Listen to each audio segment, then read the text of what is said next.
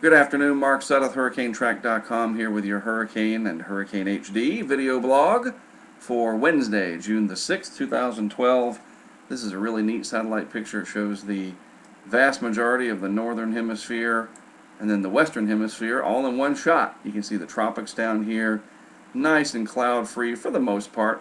At least no organized areas of convection or shower and thunderstorm activity. And even what we see here over the Gulf of Mexico, very limited in nature in terms of organized convection. And you see that telltale sign of the wind blowing across of it, or at least I can see that, and I can point it out to you. When you see this V shape, yes, there is some divergence aloft in here where the air is spreading out, but it's not the same type of pattern that would favor tropical cyclone formation. So nothing expected out of that area in terms of a named storm or anything like that. However, additional showers and thunderstorms and just general yucky weather, for the lack of a more meteorological way to put it, for most of the peninsula over the next day or so. Then we look for Bermuda high pressure to set in off the east coast and the southeast, pumping in warm, humid air and hopefully a drier air mass as we get into next week. One really neat graphic comes from the Climate Prediction Center that I wanted to show you. The tropical hazards and benefits outlook, basically telling us the areas over the next couple of weeks. For example, this yellow area, below average rainfall, because we have this dry phase of the MJO moving through, not a favorable upward motion or tropical convection type pattern right now. So that's why we see that yellow in there. Then in the western Pacific, we see above average rainfall because of enhanced convection, and the red area indicating a high chance of tropical cyclone formation over the next 6 days or so. The same holds true here on the east side of Africa, just north of Madagascar.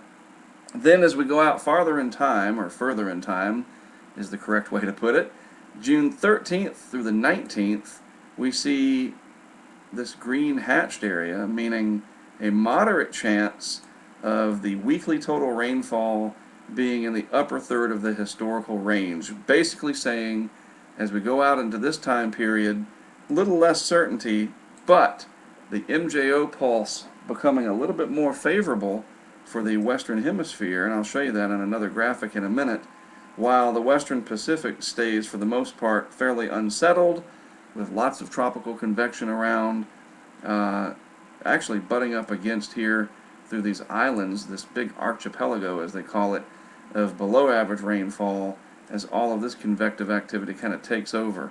Wouldn't surprise me to see another typhoon form out east of the Philippines, for example, here in the western Pacific, and maybe curve around, who knows. Basically, the pattern favors the western Pacific for the next couple of weeks with a slight increase in convective activity over the Caribbean and the eastern Pacific as we move through that time frame. And that's all related to this MJO pulse, the Madden-Julian oscillation.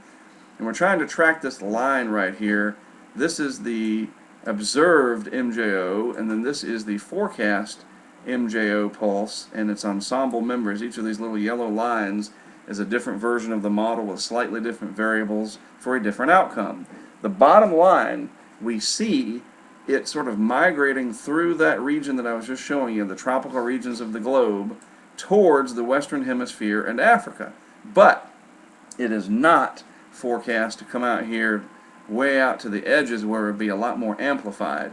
However, this is a little bit stronger signal than we have seen in the last several days to a week or so, and it kind of says, well, you know, when we get to the mid part of the month, we might want to start watching the Western Caribbean, and that's what their assessment is showing here, for at least the possibility of enhanced precipitation and a moderate chance of tropical storm formation in the eastern Pacific.